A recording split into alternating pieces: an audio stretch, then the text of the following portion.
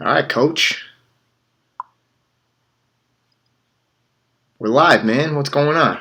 Oh, hey, how you doing? I was texting somebody who doesn't care. Excellent. Yes.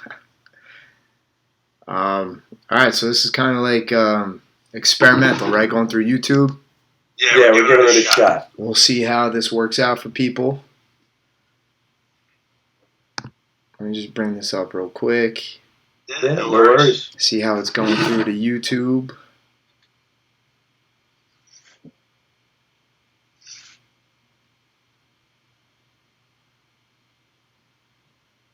We're live, man. What's going on? Oh, hey, how you doing? All right, yeah, it's working. Awesome.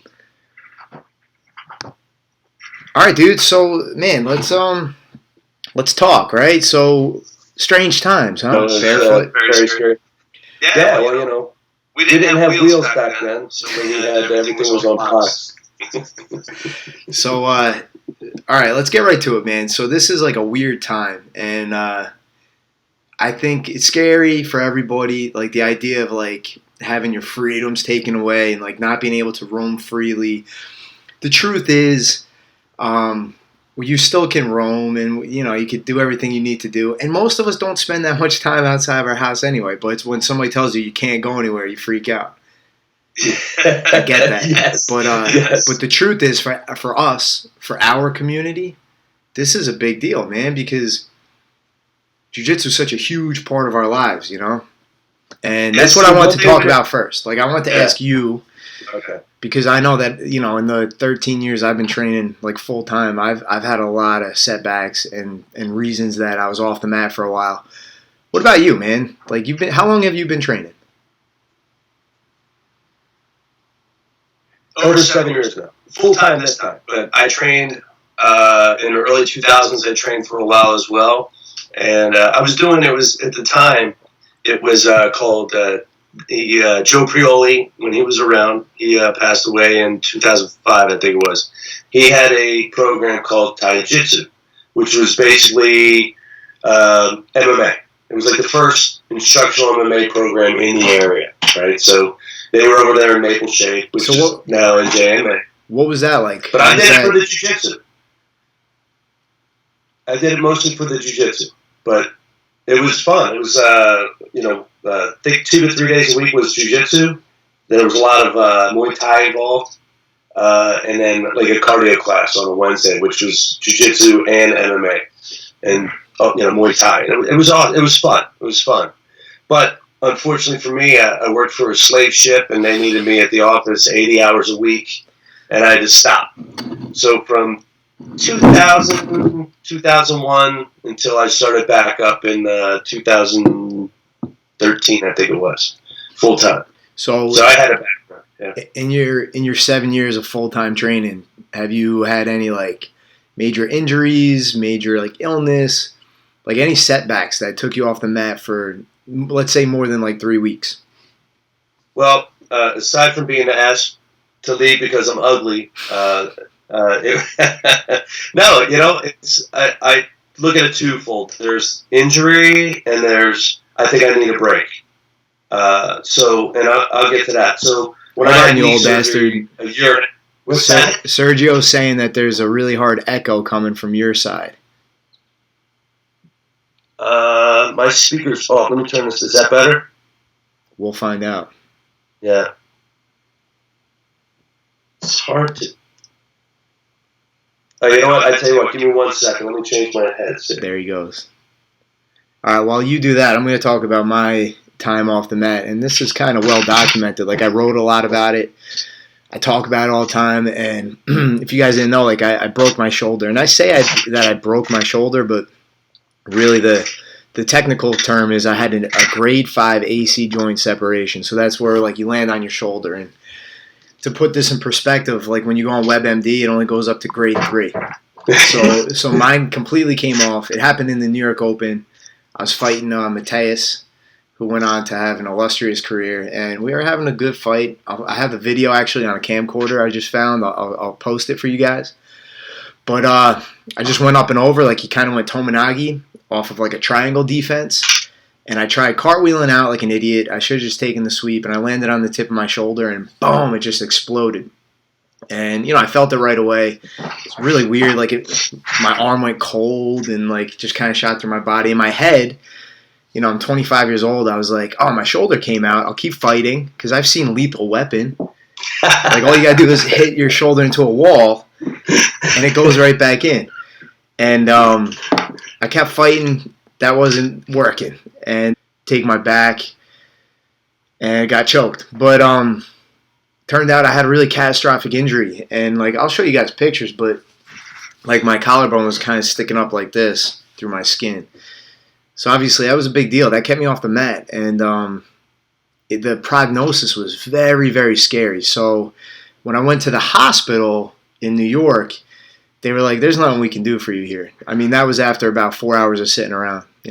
They had me wait all day just so they could tell me that. And then, a couple days later, I went to go see an orthopedic surgeon, and she said a couple things that I didn't like. One is we have to do surgery because it's like catastrophic. And two, you're not going to be able to train jiu-jitsu anymore. And she said that if I did train, the chances of me re-injuring the shoulder were so high, and they'd have to do like a cadaver, ligament and things like that. She was just like, you can't train anymore. And I was like, yeah, okay. Kick rocks, lady. And she was doing it to save her ass, cover her ass. But even still, I wasn't training. I was in a sling for like 5 weeks, like completely immobilized. And then after the sling, I couldn't do anything with my arm for like another month. And from injury to the time I actually did any kind of movement again, it was like 3 months. And I wasn't 100% again with that arm, like being able to oopa on that side for 9 months. And the moral of the story is, looking back, like those 9 months, I don't even remember them. I don't even remember what happened in those 9 months. I just remember like still being at the school and teaching a little bit, still being around with the guys, like my peer group. I remember working out my legs a lot. Andrew Cunningham will tell you, like, that's how we met. He saw me in Retro Fitness doing one-arm snatches with my other arm in a sling. The point is, like, the lesson that I learned was I just made do. And I realized, like, I was a lot more resilient than I thought I was. And this too shall pass, right? So this is where we find ourselves. Like, we're all off the mat for a while. So you start going crazy because what happens is the hormones start to change. Like, you're not getting the testosterone boost that you usually get, and like your endorphins that you usually get, the dopamine you get, and all these things are kind of like slowly fading away. So that's the trouble. That's the challenge that we see before ourselves. So before you had to go switch out, you were going to tell me any setbacks, anything that kept you off the mat for a while? I've had a few injuries. I think early on I was a white belt, and I popped a rib in the back. Ugh. That was the worst. That was really bad. I think I had to take I always say this to everybody. I tell all the guys at the academy, don't be me. Because I was, this has been literally, if this is an epidemic for me, okay? Because I'm like, this is my heroin, jiu-jitsu. It's amazing just, how I feel when I'm on the mat. So I would take it 3 days off, I'd go back, and it would pop. And I'd take 2 days off, I'd go back, and it would pop. So I wasn't helping myself. Yeah. So I took a couple weeks off, and then I came back, and, that's it. But I got into a car accident in July of 2014. Was it? No, it was 2013. I was a white belt, and I was all geeked up to hit the battle at the beach. There was a grappler's quest. There was all these other companies. There was like 4 months where I'm like, I'm going to test myself. And I'd only been back on the mat since February that year. Coming home from a wedding in Rochester, New York, my cousins, I got rear-ended on the turnpike. And I'm thankful that Carla wasn't in the car with me. But I got rear-ended, and my back, my neck, my shoulder, I couldn't, how flexible I am. It's Gumby, like, I was even worse. I couldn't turn my head left to right for 3 months. Hey, old man, you're still echoing. What's going on here? God, I have no idea. I don't know. I mean, I could turn this down. Is that any better? I don't know. We'll find out. Dude, you're my IT guy. Like, you're the technology specialist. When we were doing it the other day, there wasn't an echo.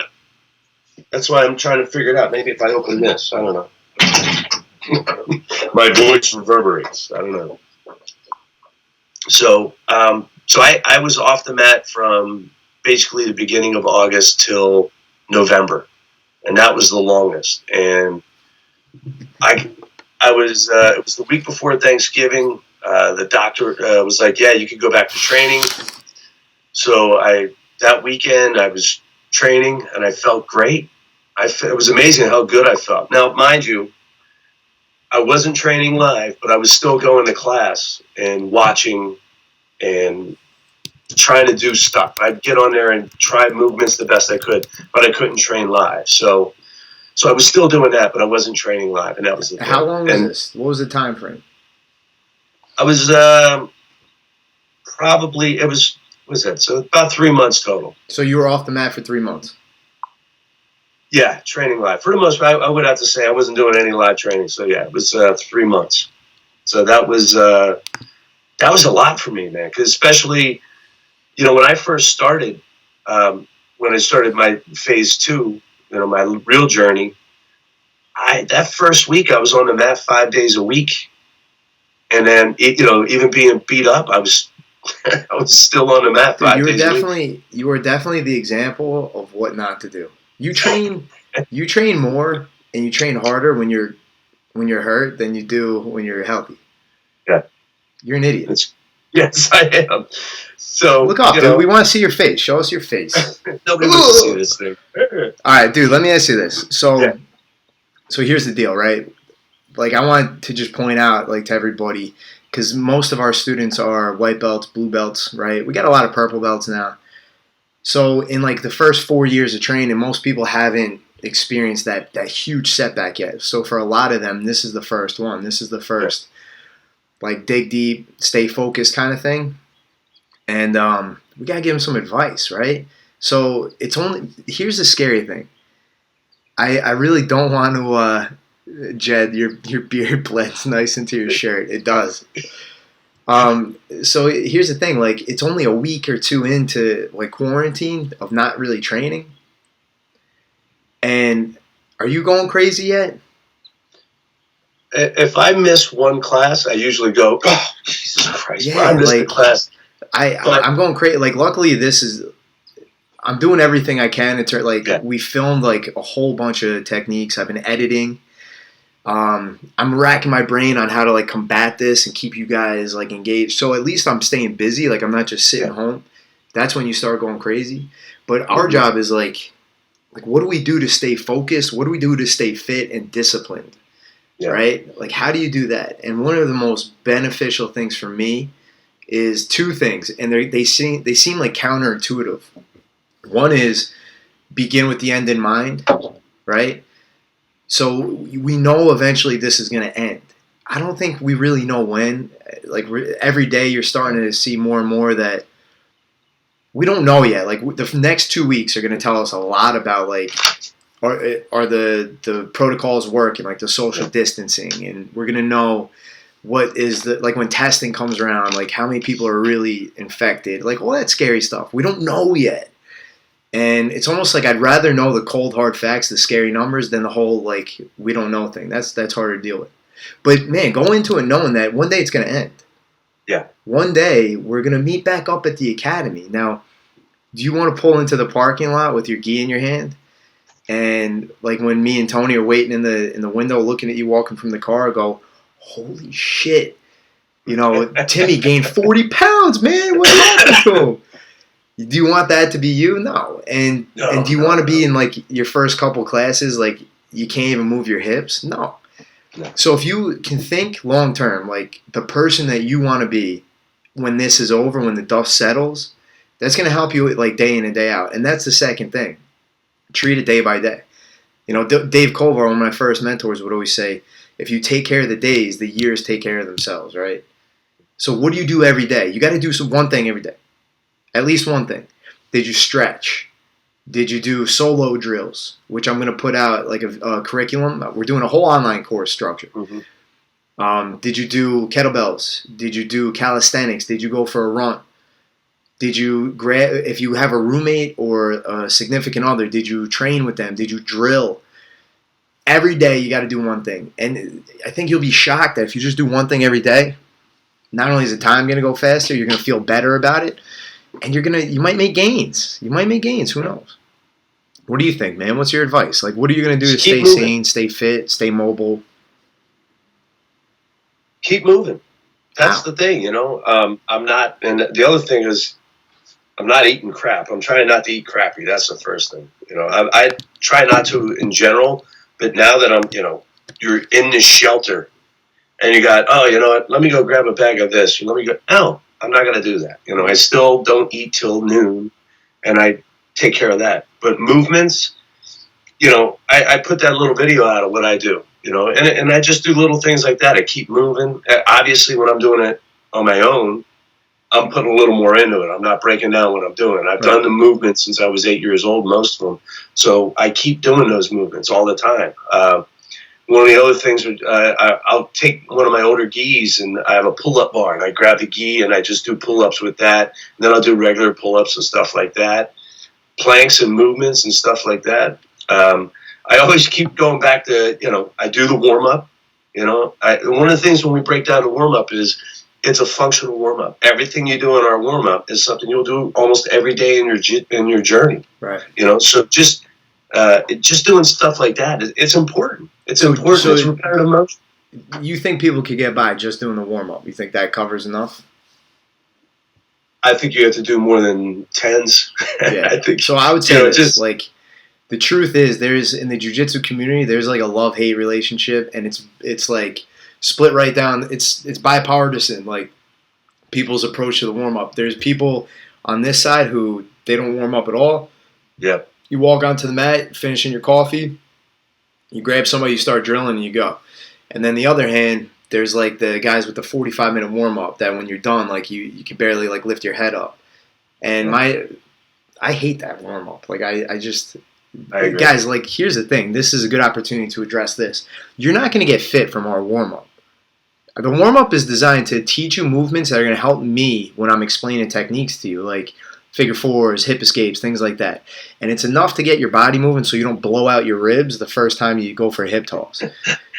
So if that's not going to get you fit, and just practicing jiu-jitsu movements is not going to get you fit, what gets you fit? Do you know the answer, Coach Pete? What gets you fit? In jiu-jitsu, what makes you so fit? If it's not the warm-up and it's not the class. It's randori. Randori, live training. Randori, it's training. Right. So, guys, write down in your diary tonight, in your Panda planners, that when you come back to jiu-jitsu, you're doing at least 5 rounds every time. All right? So keep that in mind. All right? But to add on to you, like, the warm-up is good, but, man, there's a lot more to it. Believe it or not, there is a lot more.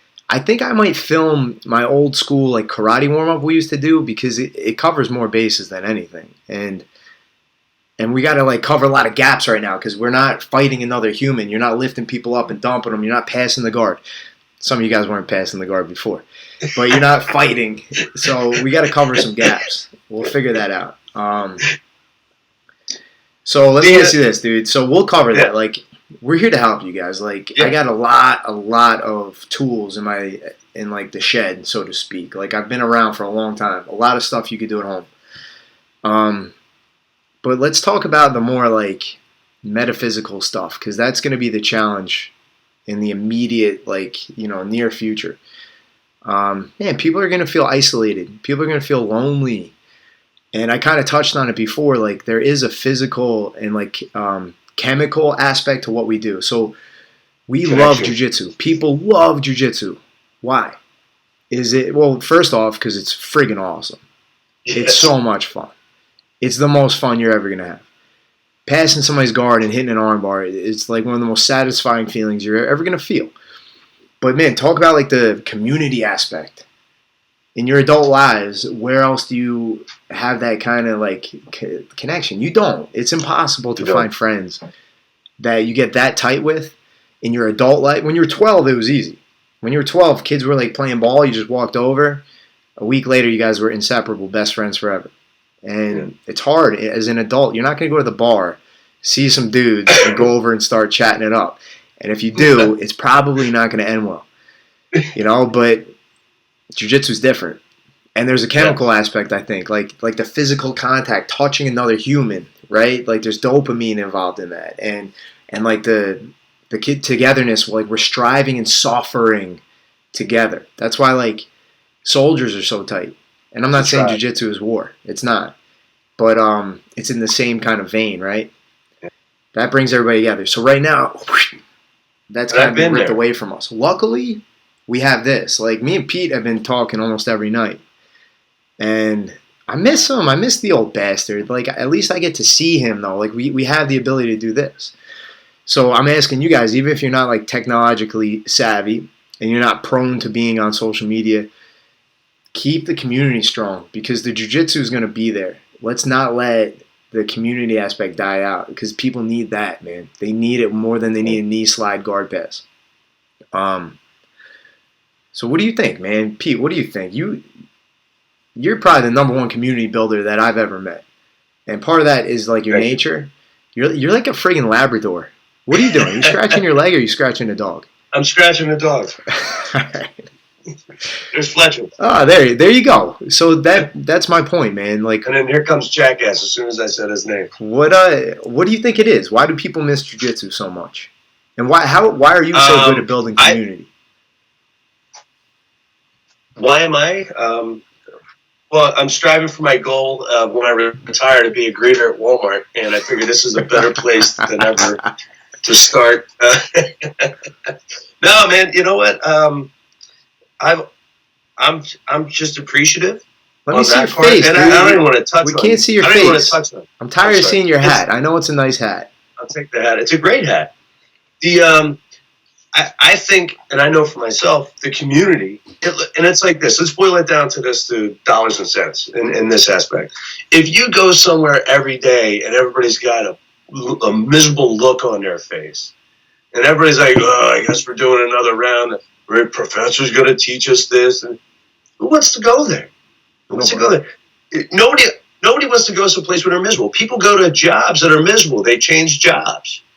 We come to the academy, we're excited to be there. There's nothing. You walk in, see you, Tony, James, Alan, Battle. You walk in, it's all. We walk in, we start busting stones immediately. We start having out, we're joking at it. We get in the business of jiu-jitsu. We're always excited to see each other. Always. Exactly. Even when we saw each other at noon that day.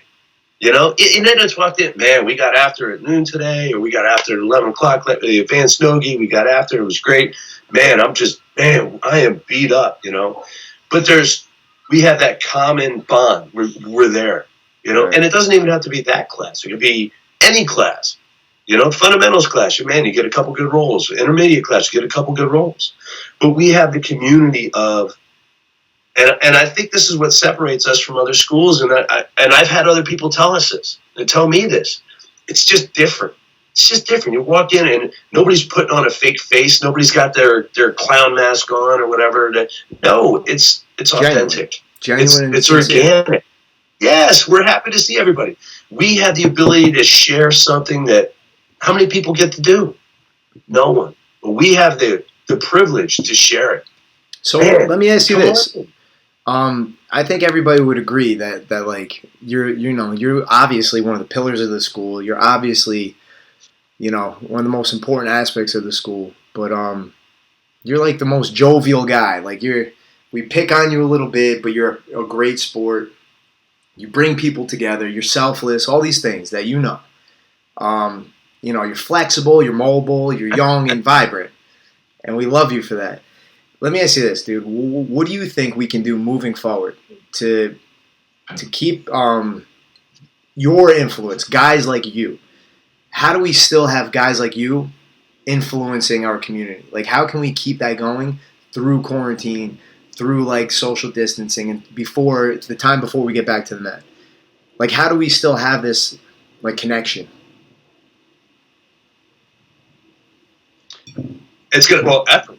we're gonna have to. I gotta do it. Like I went up. I did a couple videos yesterday. I did the one from my dungeon down here the other day. Just trying to reach out, and it's not just the technique video aspect of it. It's the words that I'll put on top. Look, do this, try this, stuff like that. And I think, and I hope that people understand that it's not that I'm trying to sell them a vacuum cleaner, so to speak. I'm trying to help them stay on course. Don't forget what we have, right, where we have to go to once this is over, you know? Right. I mean, it's not a zombie apocalypse where we're sitting outside with shotguns blowing people up. We'll get through this. There's a lot of scientists doing a lot of good work right now, you know? Yeah. So it is an end. We're going to get back. Don't forget about it. It may be 3 weeks. That's okay. You can still do stuff in your basement, you know? Go neon belly. Do the neon belly drill with a bunch of cushions. Keep moving. Keep doing stuff. Because that's what I do. Is ludicrous. Yeah. I'm glad you brought that up. But we're gonna have like solo drills coming out for kids, for adults. We're gonna have drills coming out for parents who are training with kids, parents who could train with another adult, kids who are training with kids. Because I know everybody is in a different. What's in there? Vodka. Everybody's in a different situation, and don't tell anyone. That's gonna be coming out soon. But if jiu-jitsu, if it was only a matter of accessing good jiu-jitsu techniques, like the academy would never have existed anyway, because there's already Keenan online, and everybody would already be doing like Marcelo Garcia online. That's not what it is. Like that's a big part of it. Like we do have to like work together to get better in jiu-jitsu, and we're like trying to master that craft. But what makes it like such a tight thing and something that like overtakes your life in a lot of ways is the community aspect. So we got some ideas. Like I would love to have like more like Zoom kind of interactions where you guys can see us, but I want to be able to see you. I want to be able to talk to you guys. And maybe we set it up so like Monday night it's with me, Tuesday night it's with you, Wednesday night with Coach Tony, and so on and so forth. And we do it different times. And I know Melissa has been talking to like all the ladies. And then guys, if you're not in the ladies group, women, I'm talking to the women. If you're not in the ladies group, go on Facebook and search it. It's a private group. She'll let you into that. But she's going to do like a Zoom call. So it's if you don't know what Zoom is, like you could see us, but we could see you too. So all you need is like a laptop. You can even do it with your phone, I'm sure. Yeah. But there's something to be said for being seen. Right? And that's one of the big things in jiu-jitsu. Like, I'll let you guys peek behind the curtain a little bit. Like, with the instructor team, one of our biggest things is knowing your name and knowing something about your life and being genuinely and sincerely excited to see you. And like, we talk about saying your name and making appropriate contact. So if you notice, like, we're always patting you guys on the shoulder. And it's not like, hey, good job, man. It's because people need to be – you want to be seen. I want to be seen. Right? So, like, it's not just going to be us spouting, like, podcasts at you, which sometimes is cool and that's fun. We want to see you guys. So we'll set up some, like, those Zoom things. We're going to be more interactive. That's important. Right? What do you think, Pete? Oh, absolutely. We have to, and I think it's important. Like you said, it's the visibility, but it's keeping the connection going.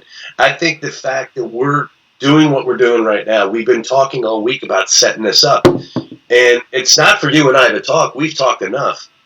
And I'm not saying that in a bad way. But I like talking to you, man. We'd be doing this anyway. It's fun. I know, it's fun. It's fun. But it's also, we can get people involved. Let's start getting more people involved. Let them look. We're here. We're not just the guys in the black geese, right? With the beautiful mane of beard.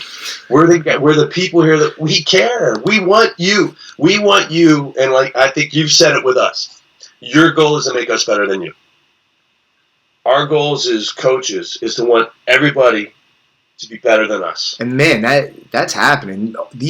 These new blue belts. It's ridiculous. It's crazy, man. Like some of the best roles I have are with our newest. Not even like the guys that everybody's good and tough, but these new blue belts, holy shit. But like you said, that's the goal. Every crop, every generation needs to be better than the original. And if they're not, we're failing. We're failing. Yeah. And the funny thing is, like, what you guys, like, with Coach Tony, perfect example. My claim to fame had always been coming up. I was like one of the first original big kids jiu-jitsu instructors. Like we had the biggest kids program, I think maybe, I might say in the world, like 10, 12 years ago. Most people weren't even teaching jiu-jitsu to kids. And at the time, I had like 175 kids in the program. That was like my claim to fame. And Ricardo's thing had always been like in interviews and everything, he'd be like, man, this is like the best kids instructor you'll ever see. And then fast forward 10 years and like, Tony's like kind of apprenticing under me. And, it was choppy at first. And obviously he stole the vast majority of my stuff. But he made it his own. And I think, man, maybe he's better than me now. Maybe he's better than me. But that's the point. And the person what he does with the tinies is amazing. It's incredible. I can't. I don't have that. He's got that down. I don't have that. You cannot replicate that. It's unbelievable how well he does. And I don't want to blow your head up there, Tony, but it's what he does. I have to say there can only be a few people on this earth that does it as well as he does. Well, it mixes a lot of things. It mixes technical ability. It mixes patience. It mixes like love. He's that like, he's got the tattoo, the Irie thing, family. Yeah. Like that's his thing, man. Like if he was made to do one thing besides like kicking random guys in the head in Philly if they jump out of their car, is he didn't actually kick the guy because the guy noticed it was threat. It was not a good idea. But he was made for that. And man, that's one of the best things that we have. We all play our roles perfectly. Like your role in the academy, nobody else could do it but you. And there's a lot of roles you couldn't play, and I wouldn't put you in that role. But that's what makes it so good, right? All right, but listen, let's wrap this up, dude. It takes a bunch of people to build a solid foundation. You have to have, just look at when you look at the pyramids. There's 1,000 blocks just on the front, on the face, but you have to have every block in place to get to the top for it to look the way it does. Right. And it's accepting your role. And this goes back to we were talking about the community and all that, being a military guy. And I think that's one of the things we talked about it before. For years we talked about it, how the military guys get into jiu-jitsu and they just get into it and we embrace it and love it, And it's you have a role, whether it's the point man that charges in first or you're the guy in the tail gunner. Whatever it is, everybody has a role. All the roles are important. That's the thing that everybody has to know. And we talk about it all the time with our guys, but if you guys haven't heard that yet, like John Battle is probably, obviously our top competitor, right? But he's not more valuable than like the newest white belt. And even like somebody who's a purple belt, as they don't have to compete, they don't have to be a world beater. They just gotta be better than themselves. And they can't. I don't like hiding. I don't like bullshit. But the good thing is you can't bullshit your way through jiu-jitsu. So the point is everybody's got a role. And as long as like you put everything you have into the role that you've been given, we need you. And we respect the crap out of you for that. Let's remember that. Let's remember that that's what we're trying to get back to. Stay active in our little community, guys. Like check in on your buddies. Make sure everybody's doing all right. Make sure you let everybody know that you miss them. Look for more coming from us. Engage in it. Because it's the community that we got to keep strong. Coming back to jiu-jitsu is going to be easy, and we're going to make that easy for you guys. But let's stay in touch, man, because that's what we're going to miss. All right, guys? Keep that connection. Exactly. All right, so that's it. We'll do this again shortly. This is kind of like a test run. Pete, thank you so much, man. Thank you, sir. I'll talk to you soon, brother. I'll see you too, bro. Take it easy.